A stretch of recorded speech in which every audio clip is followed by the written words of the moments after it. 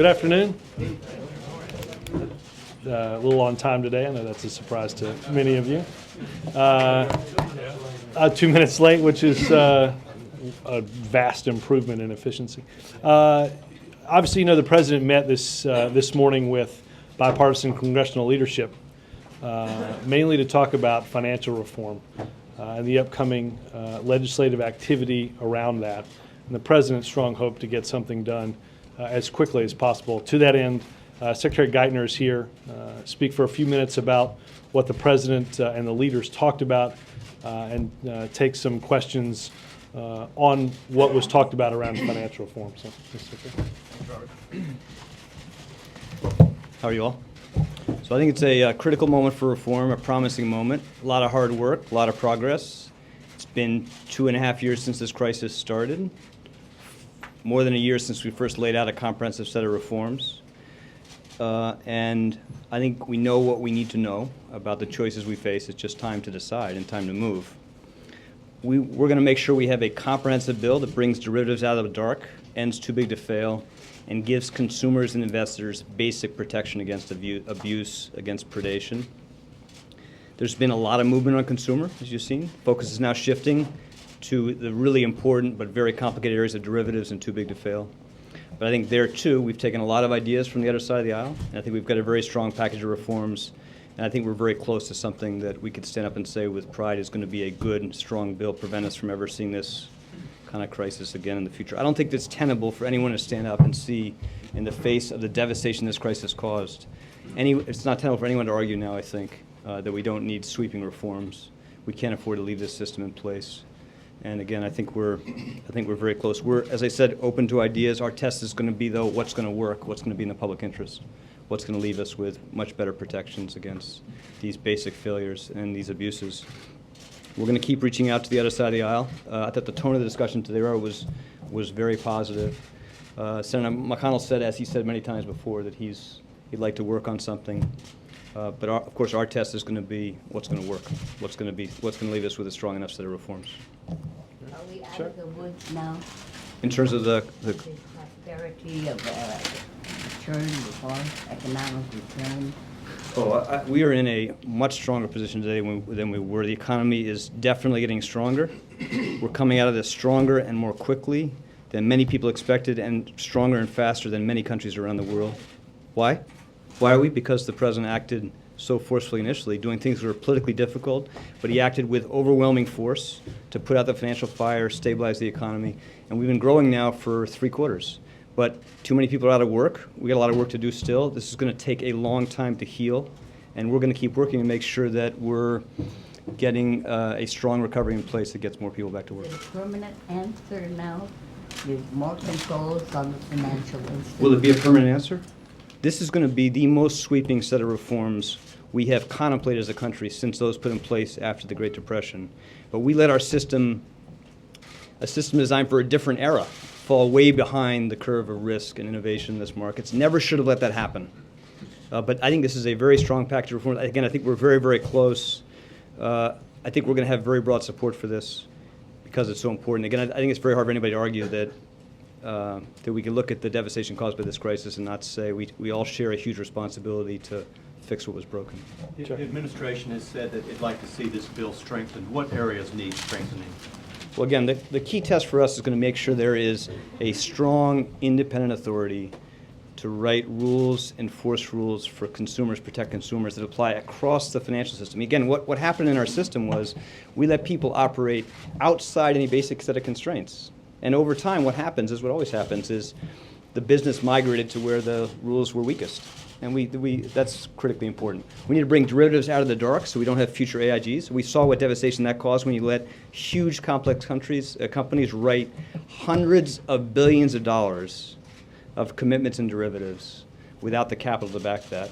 And we do not want to have the American taxpayer ever be in a position again where they're forced to choose between putting billions of dollars of taxpayers' money at risk or facing catastrophic collapse of the financial system. Those are our three basic tests. So we're going to make sure the bill comes out in ways that is strong on each of those things. It is not weakened by loopholes which allow people to exempt themselves from stronger rules of the game. Are you recommending language to the senators? We are working, as we've been from the beginning, working very closely with Chairman Frank and Chairman Dodd to make sure this bill comes out in the strongest possible position. Jonathan? And we're working with Republicans too, as I said. You know, I've been spending a lot of time with Republicans. I'm going to continue to listen to them, open to their ideas, because again, we want to make sure we have the strongest possible set of reforms. The Republican leadership is saying that this fund that is in the bill will actually set up perpetual bailouts. And Let me just say, we will not support a bill that creates that risk. The central test of credibility on any too big to fail is to make sure we can stand up and say that when large companies manage themselves to the point where they cannot survive without the government, that we put them out of existence. We do so safely with less risk to the economy and in a way that doesn't leave the taxpayers on the hook. So the central part of this is to make sure that in future financial crises, that banks bear the cost of any risk the government has to take to protect the economy. do you need that risk pool in the bill? Well, again, the basic principle for us is going to be to make sure people understand that we will not leave the taxpayer exposed to any risk of loss. Any risk the government takes are going to be borne by the large financial institutions as it should be, and which is completely consistent with what the President proposed in our financial responsibility fee, which, as you know, is designed to cover any losses we ultimately face as a result of TARP. So you're saying John? you do need the fund? No, I'm saying we need to make sure we have a framework in place that provides for the effectiveness of bankruptcy for large institutions in a way that doesn't leave the taxpayer exposed to a penny of loss. So are you saying that any fund contained in the bill would have that kind of language around it that says the Absolutely. taxpayer would There's lots of different repaid? ways to do this. You saw different ideas in the House. There's some different ideas in the Senate, different ideas on the other side of the aisle. What's But your idea? well, you've heard idea, but we laid our idea in the initial reforms. Again, the basic test for us is if the government is ever exposed again to any risk of loss, that the cost of that will be borne by large financial institutions, as it should be. It's a simple, basic proposition of fairness. John? Just following up on that point, it's irrelevant to the administration whether that fund is created, whether the money's raised in advance or whether it's raised later when a problem arises. As you know from WePro, we don't think it's necessary to raise in advance. But this is something that Chairman Dodd is going to be talking to Senator Shelby about later today. I know that's on both their minds. And I'm very confident we're going to come out with something that meets this basic test, which is, again, this is the basic test, which is we don't want the taxpayers to be exposed to bearing any of the losses that the government might have to take in the future as part of an effort to save the economy from financial collapse. Roger? Yeah, I'd like to ask about the over-the-counter contracts in President Lincoln's bill. First of all, what role did the White House have in helping to write that bill? We have been working very, very closely, as we did in the House, with Senator Lincoln and with her Republican counterparts on their efforts to design a set of reforms on the derivatives markets would bring them out of the dark. So we've been working closely with them throughout this period of time, and I want to compliment her for the initiative she took in laying out a set of very strong elements for reform. If you look at where she is now today and where Dodd's bill is and where we are, there's a lot in common on those basic approaches. And I know that she's going to be working closely with Senator Dodd and will be helpful in this area in ironing out those remaining differences. But this is a very strong package of reforms that would bring derivatives out of the dark, would make sure that companies like AIG, again, can't write trillions of dollars of commitments without the capital to back them up, and that the relevant authorities, the SEC, CFTC, can police fraud and manipulation. These are basic, sensible, necessary reforms. There's always been a move on the part of the CFTC in recent years to bring some of these onto the exchanges and so forth, but is there any room for exemptions? And I'm thinking of the agricultural contracts. Right. I think there is, I said before, there is a good economic case for a carefully designed, narrowly crafted exemption for what you might call manufacturing companies. People that make real things but have to have a need to hedge their exposure to certain types of risks.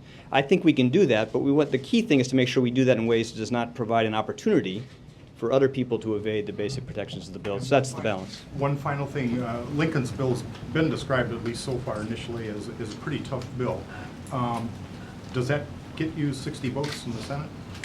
Well, again, she hasn't put a bill forward, so we've got to look at the details of this stuff. But based on what she's laid out in public, it looks like a very strong bill, very close to where we are on these things. And I know that she's going to work closely with Chairman Dodd to work out the details. Rose, let me add something on the 60 votes. I think the president reiterated today that, as the secretary says, we are coming up on the anniversary of this financial crisis. We can't celebrate that anniversary with the rules from the past. That it is both good policy and good politics for both parties to come together and pass strong financial reform. The president was clear that he stands ready, as the secretary does, to work with any Democrat or any Republican to make this bill stronger.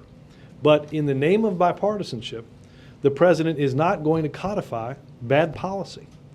The American people expect and deserve far more from financial reform than bad policy.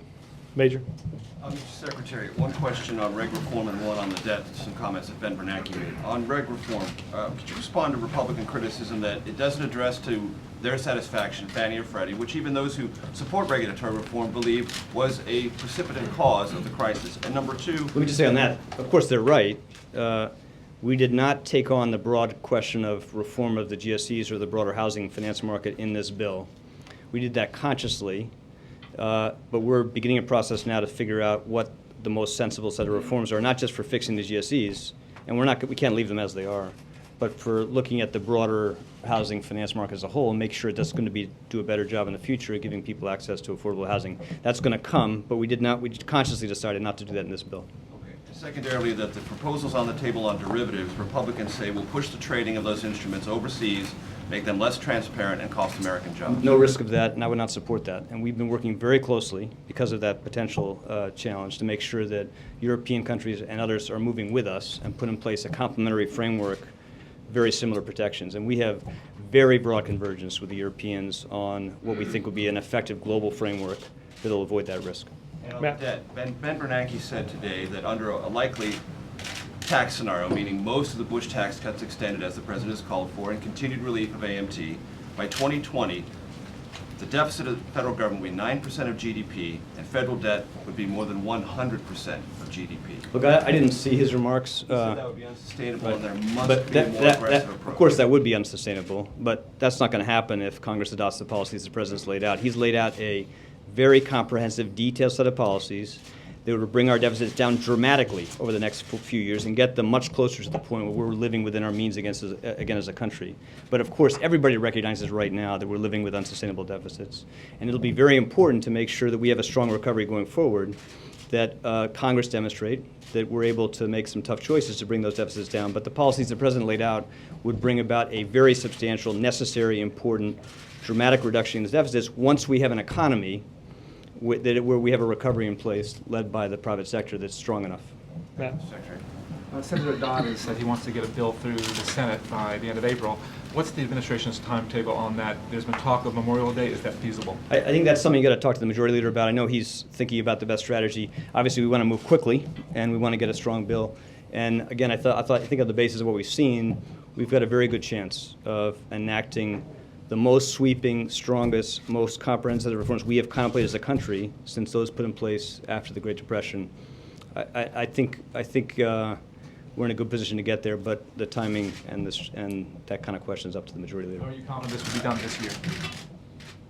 Well, I don't think it is. I don't see how. I'm a little more optimistic about our country. Again, I think we have the ability to stand up and tell the American people that we acted to fix what was broken, to put in place stronger rules with teeth that would prevent this from happening again. And I can't believe we wouldn't take that opportunity now. So I'm very confident we'll be able to get there. It's untenable that Congress would go home to campaign for re-election in November, answering questions that the same rules that were in place 2 years ago, the regulatory structure that led to what we're dealing with, that those would still be in place. I don't even think those that are have clearly sided with the financial industry and want to slow this down think that's a good solution. Could I end, Robert, with just encouragement? You want to let me escape? I'm going to give you one more question. Okay. Then, I want to end with one point, but go ahead. Yeah. Go ahead. I just wanted to ask you for clarification, Republicans have claimed they've been pushed out of this process, sidelined to a certain extent. You said that there have been ideas incorporated from the other side. Could you just detail what those are? Absolutely. I mean, it's a long list. On the design of a bankruptcy process for large institutions like future AIGs, there's been a lot of careful, detailed, helpful work done by a number of Republican senators on the Banking Committee. Senator Shelby, Senator Corker, many others. Senator Gregg has been a strong supporter of making sure that the Federal Reserve, although we're going to limit their authority in important ways, that the Federal Reserve is given the authority and the accountability to constrain risk-taking by the largest financial institutions. This bill brings a revolution in terms of transparency and disclosure across the financial markets, not just in derivatives, but more broadly. That's something that, of course, you have broad support for on the Republican side. There is a long list of areas with bipartisan support throughout the process. And as you know, Chairman Dodd has worked, we're here, it's April. We started this a year ago. It's April because he has spent so much time trying to build consensus with a group of Republican senators on the Senate Banking Committee who would like to find the basis for a good, strong bill. Mr. Secretary, a quick question on the mortgage modification program. Why has it not worked the way you guys said it was going to work a year ago? Oh, I want to step back a little bit and take issue with your premise. The strategy that the President embraced with respect to the housing market has been hugely successful in its most vital objective, which was, if you think back a year ago when we were all sitting here then, most people at that point were living with the real prospect that house prices across the country could fall another 20 to 30%. And what you saw very quickly, because of the actions we took, you saw house prices show a measure of stability. It's held over this, for now, like more than 9 months. That is hugely important to what's happened in the recovery. And we did that by bringing down mortgage interest rates, a whole range of areas. This is hugely beneficial to. Hold on, I'm coming to your thing. That's hugely important to the tens and tens of millions of Americans for whom their home equity values is a big measure of their financial security.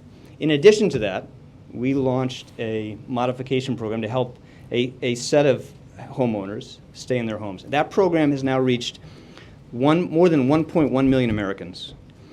Average reduction in monthly payments, $500 to $600 per month for the average household. That is a substantial amount of financial relief that also is very powerful. That's more than 1 million Americans, and we are working very hard to make sure that program is reaching as many people as we can reach, and that temporary relief turns into permanent relief. You say only 200,000 have gotten the permanent relief. It's a little higher than that, but again, we're going to make sure that as many of those temporary amounts turn into permanent amounts as possible. One reason why this is an important thing, we wanted to move as quickly as possible. So, although you're right that banks have been a little slow, and they did not do as good a job as they should, and they're still not doing as good a job to reach these people. We got them to move very quickly, and they provided a number of these temporary modifications without documentation. So it was in place quickly. People had immediate relief. And because of that, it's taken a little bit longer to have those converted into permanent mods because, again, we want to make sure that people who are getting this relief are actually eligible for relief. Now, there's still a lot of risk of foreclosures across the country. It's still going to be a very painful, difficult process for millions of Americans, but we're going to keep working to make sure this program reaches as many people as we can reach. And again, don't miss the fundamental achievement, which is to say it's not just the economy is growing now, but we brought a measure of stability and took a lot of fear out, what is a central part of most American families' basic economic security. Did you want to do I want to do one last thing. I want to leave it with one encouraging, just one exhortation. I think the level of attention you and your colleagues have brought to, particularly the debate on consumer, which for many, consumer protection, which defined really the first 9 months of this debate in the public eyes, was very important, very helpful. And I think the progress we've seen now, where you see, again, broad recognition from a lot of the opponents of consumer protection, that we are going to have strong, independent consumer protection authority, is the result of that attention. And the stuff ahead of us now is derivatives. It's too big to fail. It's complicated stuff. Okay? But make sure that you bring the same level of exposure and spotlight on the choices ahead, because I think we all have an interest in resisting the efforts that are going to be made, and they're going to come still, to weaken, to exempt, to carve people out of those basic protections So I end with that compliment. Thank you guys very much. Thank you, He guys. just said something nice about the media. He's a visitor. That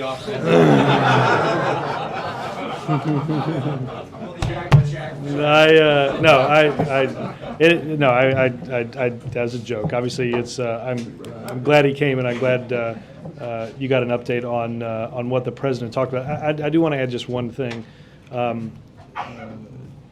to build a little off the timeline that Secretary Geithner mentioned. For weeks, for months, Senator Dodd met with Senator Shelby, the ranking member of the committee, in order to try to bring he and other Republicans along.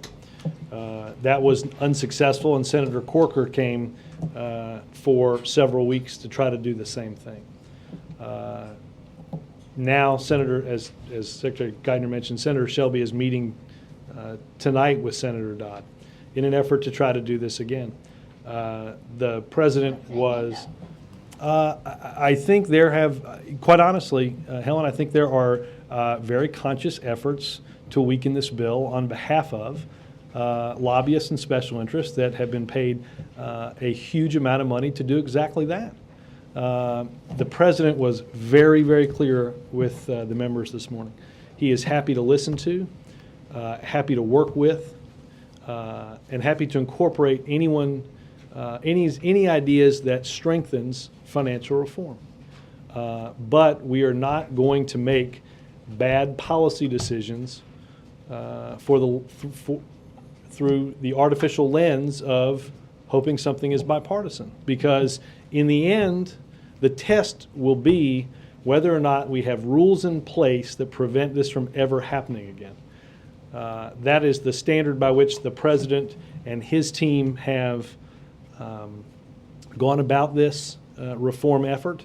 That is the way in which we will measure the product that comes out of the Senate and ultimately what the president signs into law. Chuck? Is the administration concerned that these Shelby and Dodd meetings might weaken the bill? No, I don't believe so, because I think Senator Dodd has a very strong product. And I think quite frankly, I think everything points in the direction of strengthening this legislation, whether it is on derivatives, whether it is on, as you heard the Secretary mention, the Consumer Financial Protection Agency, where people thought this legislation might end up a few months ago is now in a much, much stronger position.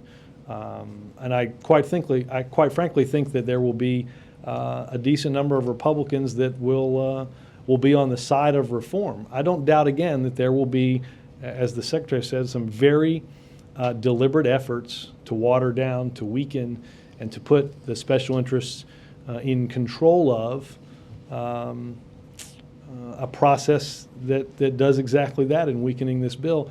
I think the president has been clear with the leaders that he will not accept that. Mara? I'm just wondering if you could give us your interpretation of Senator McConnell's position. He came out, I think it was pretty extraordinary. Right after meeting with the president, he walked to the driveway and blasted the White House for wanting to jam through a partisan bill and not wanting to work with them. Yeah, I got to tell you, I got a sense the readout you got was several hundred degrees on the oven hotter than what it was in the room. You could ask. He mentioned he mentioned to the president that he got the feeling that that we weren't willing to work with anybody. Again, the president then took the opportunity to say that Senator Dodd had spent weeks with Senator Shelby. When Senator Shelby decided he could no longer take part, Senator Corker stepped up. Senator Dodd spent weeks with Senator Corker.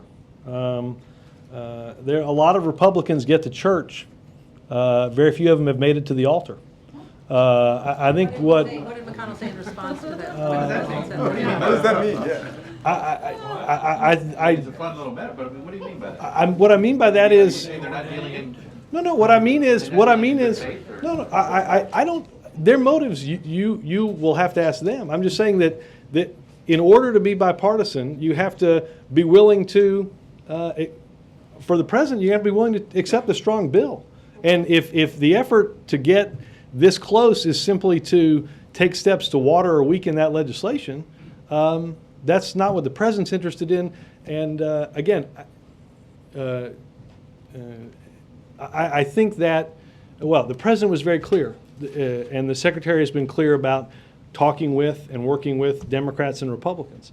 The question is whether or not Republicans, quite frankly, are going to be willing to accept some of the strong measures that might put them at odds with some of their campaign contributors. But after the president said that, what was the response from McConnell? Well, I think they both agreed that they'd be willing to sit down and work together, and the president mentioned to Senator McConnell, he said, if I'm not mistaken, I think the ranking member is meeting with the committee chair. Again, we're happy to have these conversations, but Mara, the president was very clear. We have bottom lines. We're in this debate, and the amendment procedure is not going to be, in the president's view, a race to the bottom, to weaken, to hide, to make less transparent the aspects of this legislation that the American people so rightly deserve. Just one quick follow-up on that. I mean, the talking points, or at least the charge the Republicans are making, is that this is going to lead to more taxpayer bailouts. And there is an argument, even in the left wing of the Democratic Party, that this bill isn't tough enough and it will lead to more bailouts. Well, but I'm wondering, you seem to be saying the Republicans' charge on that is insincere. I think it is. I don't think it's true. I don't. I think you heard the secretary say the president will not accept. I tell you what will lead to the taxpayers continually being on the hook, not doing anything, right? Using the same rules of the road that got us into the ditch as a roadmap for how to move forward. This legislation will end the concept of too big to fail. It will, you've heard the president discuss in the State of the Union the desire to put a fee on the very largest banks that got help through TARP, a fee to make the taxpayers whole for having, quite frankly, loaned many of these institutions money in order not to bring down the rest of the economy. So again, the president is hopeful, the secretary is hopeful that we can get a strong bipartisan bill, and I think they outlined the case that it is in everybody's interest, policy first and foremost, as well as politically, to get this done. Dan? Robert, I still want to get at what's behind this disconnect, though, between this tone, apparently agreeable tone, in the meeting with the president when they come out to the stakeout mics. You know, it appears that the two sides are far apart, and I don't. I sat in the entire meeting. It was a very cordial meeting. I can't explain to you why they thought it wasn't, or why their readouts seemed to be, like I said, hotter than what their discussion points were. I mean, you know, Senator McConnell mentioned financial reform. Congressman Boehner talked about the supplemental, but there wasn't an extensive, heated back and forth.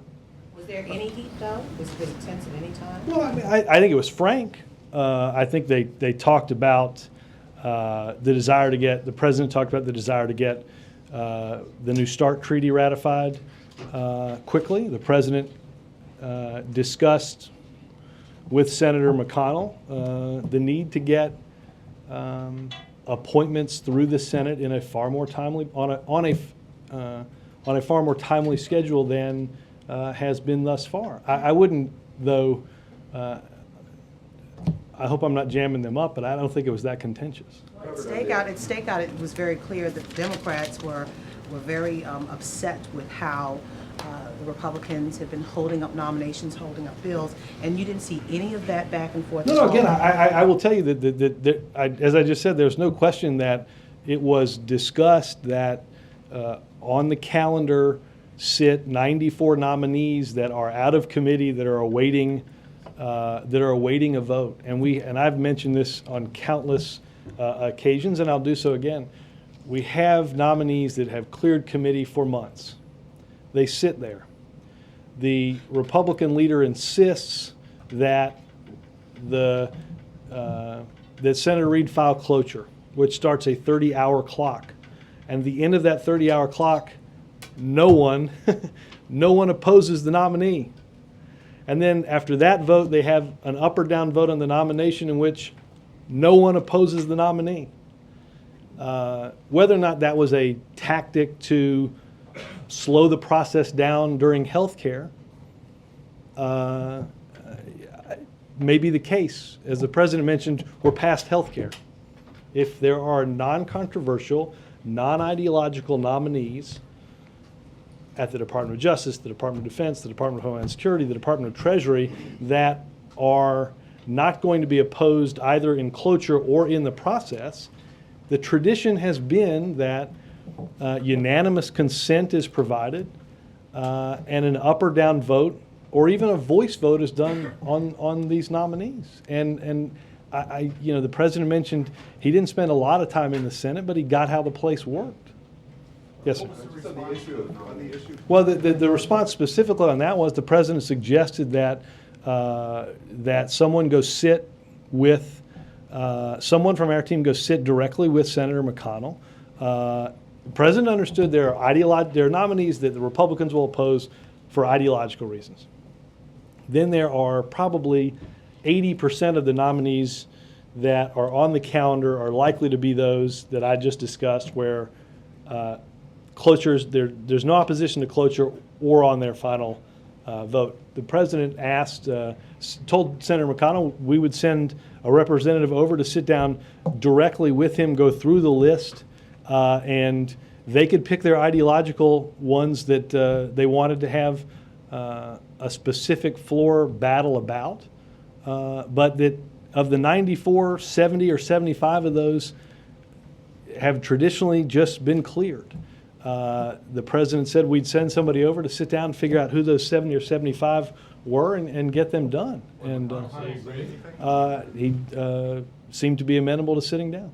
On the issue of jobs, John Boehner today was hammering the administration for the promised jobs that haven't materialized, that the president, when he signed stimulus, said that there would be all these jobs, and he's saying, where are all the jobs? How do you respond to this criticism? Well, I will say this. I don't know if did he say that at the stakeout? He didn't mention that in the meeting. So I don't know if the point he was making was that he mentioned that at the meeting. The president did provide them a copy of the latest report from the Council on Economic Advisors. There are mayors in his district. There are schools in his district that have reported to us jobs that have been saved or created as a result of the Recovery Act. As the Secretary mentioned, we've seen 3 consecutive quarters of economic growth. The measure that some use is that of the stock market, which prior to me making this comment appeared to be above 11,000. So I would say that there are those that seem to continue to deny that we're making progress on the economy despite all available information to the contrary. Cheryl? Just one more question on, yesterday you got some agreements, you had this communique from all of these leaders who were here. What happens going forward? What's the follow through to make sure that these agreements, these handshakes actually turn into action? Well, look, on specific, on commitments that have been specifically made, our teams will, both at NSC and DOD, as well as the State Department, will begin to work through our side of those agreements. For instance, for places like Canada and Mexico that have agreed to, over the course of time, return their highly enriched uranium to us. We have offered to provide Ukraine with technical or financial assistance in ensuring the safe transfer and ultimate disposition of their highly enriched uranium. So I think on a whole host of measures, we will follow up directly with, on a bilateral basis, those countries to ensure that the commitments that have been made are followed through on a number of instances. the Ukraine agreement comes most specifically to mind, and that is this is something that has been desired for more than 10 years. That the president received a commitment from the Ukraine leadership to try to get out almost a vast majority of their highly enriched uranium this year, and to do so before the next nuclear summit in the Republic of Korea in 2012. So there is a plan in place with staff here to begin to ensure that what we have to do on our side is carried out. Cheryl? Robert, I'm wondering if you could share with us whatever was said inside the meeting with respect to a Supreme Court nominee. The president said he wanted to bring it up. No, it was not discussed because next week there is a separate meeting with both Senate leaders and the Judiciary Committee chair and ranking member. It didn't come up. To specifically discuss the nominations process and to see and to ask, obviously, as he did during his first confirmation,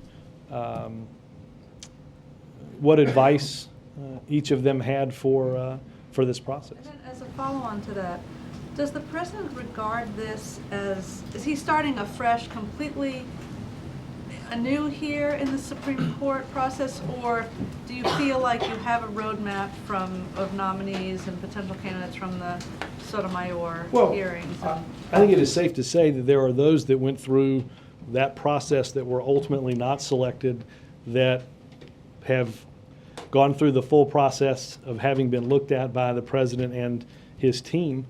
But I would strongly suggest that the notion somehow that this is a process that we are at right now where we are winnowing a list rather than expanding that list. I would make sure that you understand that we're in a process of expanding that list and giving the president as many options as he desires to make an important selection. How involved is he personally at this point? Well, he's obviously was focused most of the weekend on the Nuclear Security Summit, but obviously the team is in the process of, as I said, filling out information on an ever-expanding list of potential nominees. Going to avoid a fight? I think the president will, as you heard him say in the Rose Garden, is going to pick somebody who is highly qualified. Whether or not we have entered a phase in our politics where a fight is on anybody can be avoided, I don't know the answer to that now. Robert, can you respond to Neil Armstrong's criticism of the administration's plans for NASA? He read the new fact sheets that you guys put out.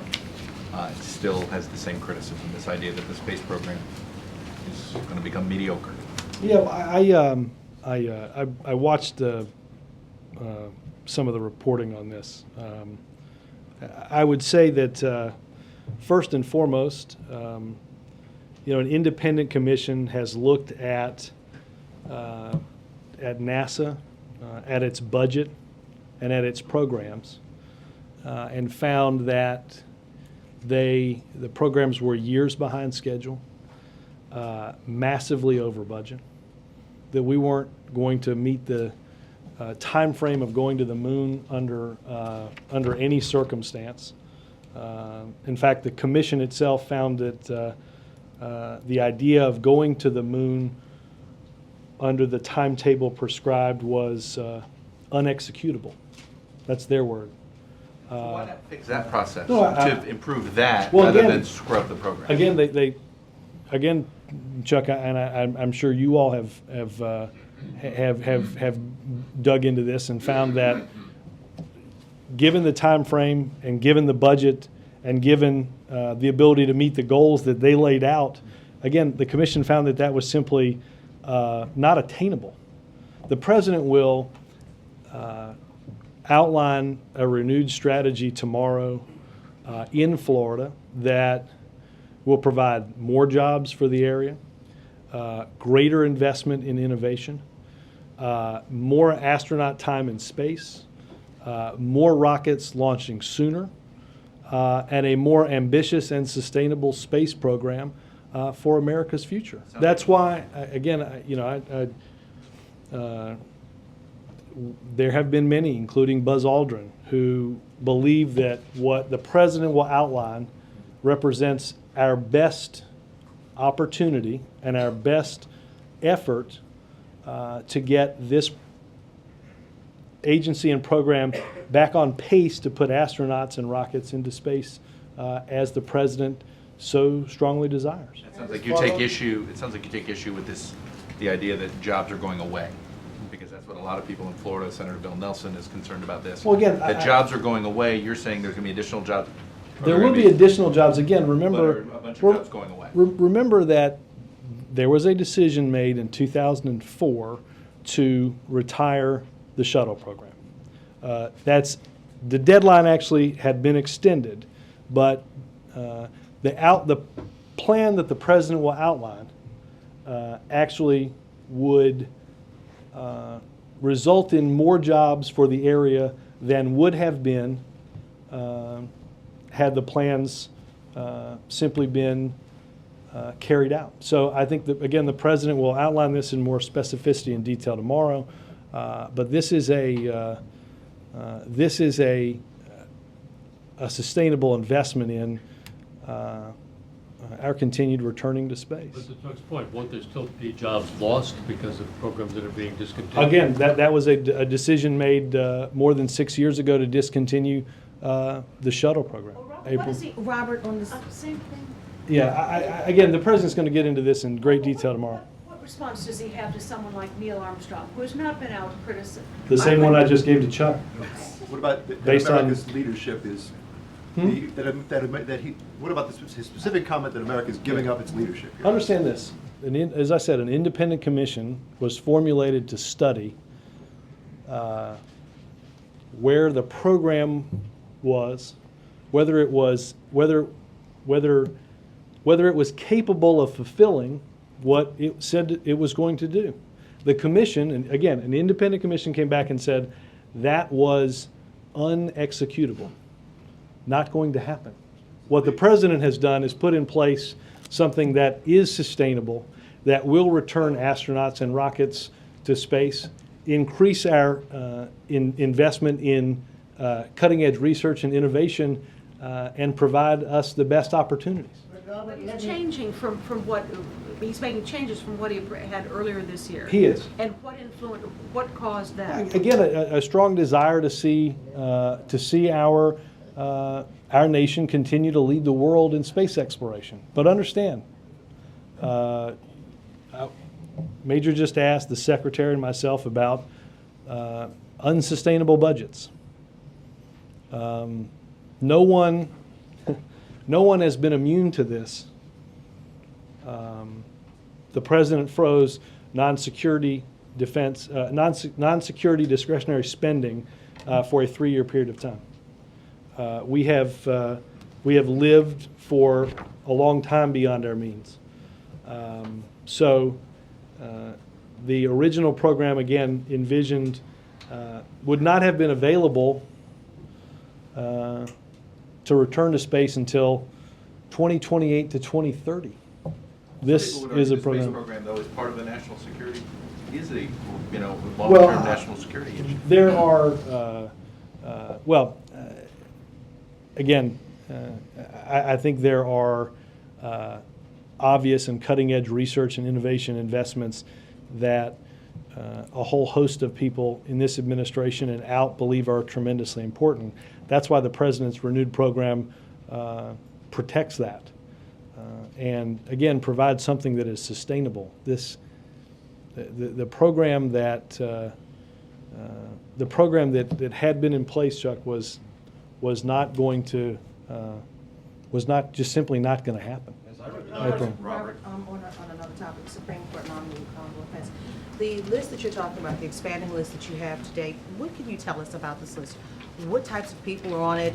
Who are you getting recommendations from, and what, well... Everyone and everyone. And what recommendations are you really listening to? What organizations or departments are you listening to, as it, more so than any other, on recommendations, and who is comprising this list? Well, obviously, the council's office, Bob Bauer, is in charge of the process.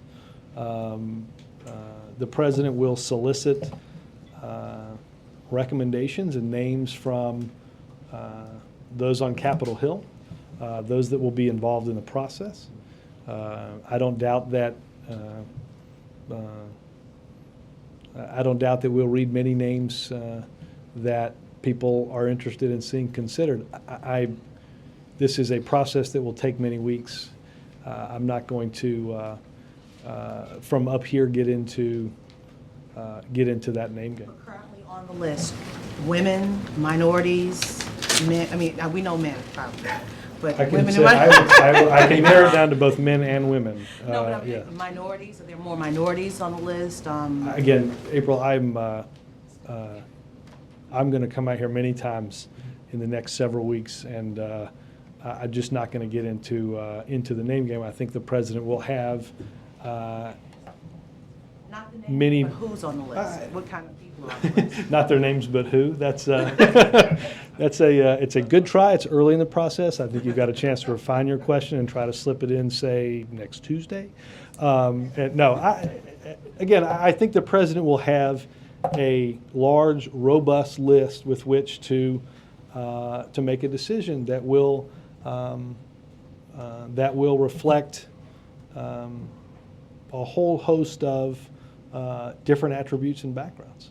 Robert, quick clarification, you said this is a process that will take many weeks. We've actually been hearing a nominee within several weeks. The president said he wanted to move quickly, so how many I don't know the number of between several and many.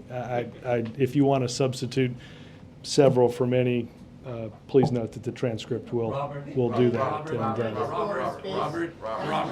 right here.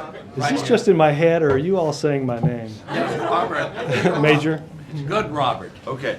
On Friday, we were instructed that about 10 would be the list of current potential nominees. Is this ever-expanding list far beyond 10? Will it be far beyond that in number? I'm not going to get into the several or many names that will be on the list developed over the next several or many weeks. Okay. Let me ask you. Thank you, I Robert. don't doubt. Robert, Yeah. let me ask you a foreign policy question, because the Israeli government yesterday contended that Syria is sending long-range Scud missiles into Lebanon, into the hands of Hezbollah. A game-changing, in their words, military maneuver that they found extremely destabilizing to the region. U.S. officials expressed some other similar concern. Give me the administration's evaluation of that, and in the context of what some have described as a rough patch in U.S.-Israeli relations, how does this fit? Well, we, as I have said many times up here, we have an unbreakable bond with the Israeli people, and in ensuring their security. We are obviously increasingly concerned about the sophisticated weaponry that is allegedly being transferred. We have expressed our concerns to those governments and believe that steps should be taken to reduce any risk and any danger of anything from happening. How has that message been sent, and what does this do to the administration's attempt to engage the Syrians in this more complex discussion about Middle East peace? Again, we have relayed our concerns. We have relayed our concerns at the highest level. We have, and at the highest level. Yes, and again, obviously this is you heard the president speak yesterday about Middle East peace. His desire to have this nation remain focused on that goal. The potential destabilizing effect, the alarming effect that this has is we've expressed our great concern about. Thanks, guys. Thank you, Robert.